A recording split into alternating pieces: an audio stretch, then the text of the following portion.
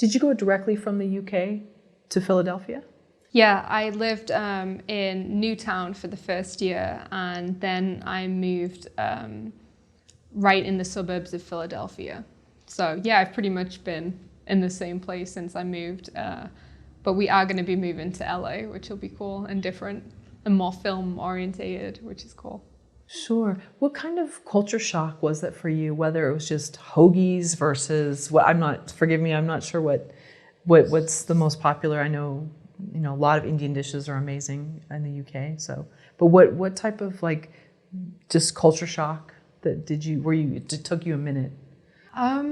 Yeah, a lot of words were different, and I think just and I don't know if this was because my main interaction was with my husband's family, but just much more positive and happier, whereas the English, and I don't know if this is just where I was a little bit more straight to the point.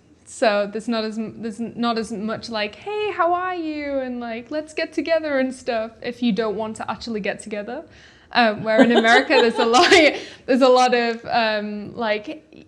lot of different formalities, I think, where they're always much happier and much cheerier, which I don't know if that's just a culture thing with the English. And it's something me and Philip definitely had. When we got married, we would talk about when he met my family versus when I met his family, that were just cultural things. The food's not too different. Okay.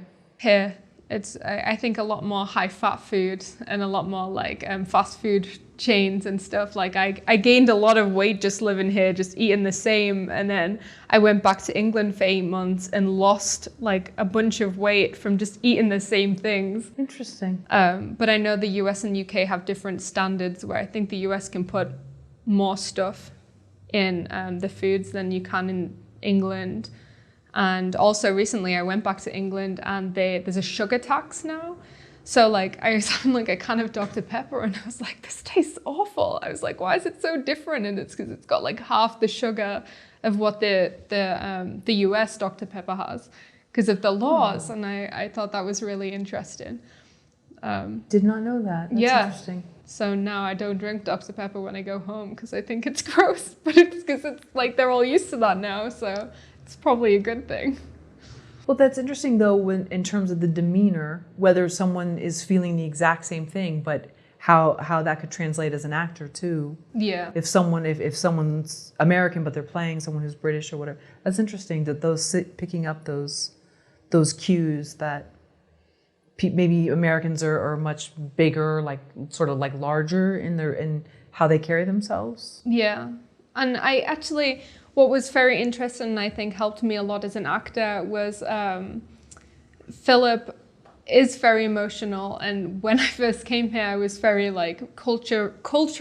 culturally British, so I wasn't as emotional as a person, and I think it made me a better actor to be more emotional because you can really show how people are feeling better. And I think it's harder I feel as an actor, all you're doing is really relating to people's emotions, and trying to become that person. And I think it would have been hard for me to play a very emotional person.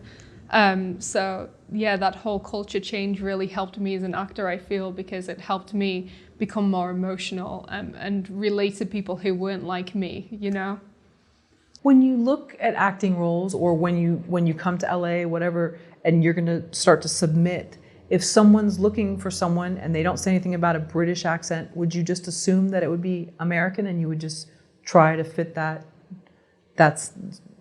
style, sound? Yeah, I normally ask them before I submit, would you prefer this in British or American? Just so. And most people actually, they'll say, can you do either both, or, oh yeah, do it in British. I didn't imagine that, but there's no reason for the character not to be, because she's not in a family in the film, if they've already cast the mom and dad and the kids got to be American, then it makes sense. But if they're just a random, a different character, it wouldn't really matter. And they've often just changed it to British because it's more interesting than like what they originally wanted, where everyone was American, which is cool. So yeah, I would do either. What would your life be like if you weren't able to do filmmaking or acting for the next year? Depressing. I I find life in general to be, as an adult, is, you know, it's pretty boring unless you make your own fun. And filmmaking is my fun. I make horror films because I'm an adrenaline junkie, and I love like the feeling to be scared pumps your adrenaline up, and I love that as a child.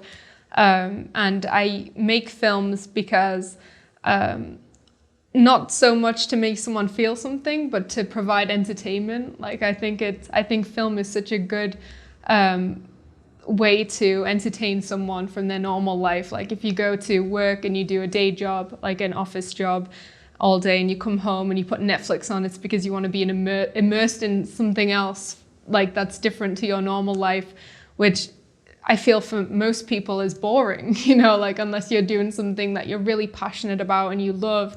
It's just like, so as a kid, like I would find the same thing. I would watch so many movies because I find it so exciting to watch like people's lives who are totally different to yours. So when I make movies, it's because I want to entertain myself, and I find it interesting to make films to entertain other people. What shows would you put on? So suppose you couldn't do filmmaking or acting for a year, but you were allowed the outlet of Netflix or Hulu or HBO, whatever. What would you put on? Game of Thrones. I love Wentworth, the show, which is an Australian drama about a women's prison, which is really cool. It's a bit depressing, but I really like that show. Wentworth? Yeah. Okay. It's so good. Like such good acting, such a good story. It's like about this woman who goes from being in a really bad situation where she's like abused by her husband and then tries to kill him but doesn't kill him. Like she backs out, but she still goes to jail because she tried. And she's like right at the bottom of the prison chain, like no respect. And then she becomes like the top dog, they call it.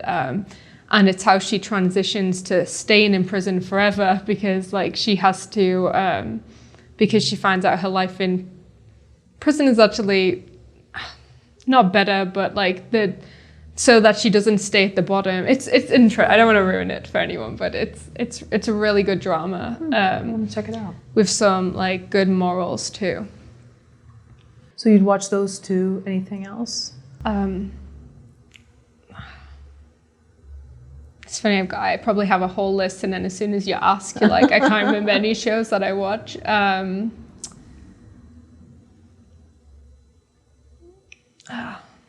also watch a lot of Family Guy. It's not really, it's more of like an animation, not really. I watched that. What else do we watch, Phil? Help me out here. You watch Vikings? Vikings! I love Vikings. I watch that all the time, and I just didn't think about it right now.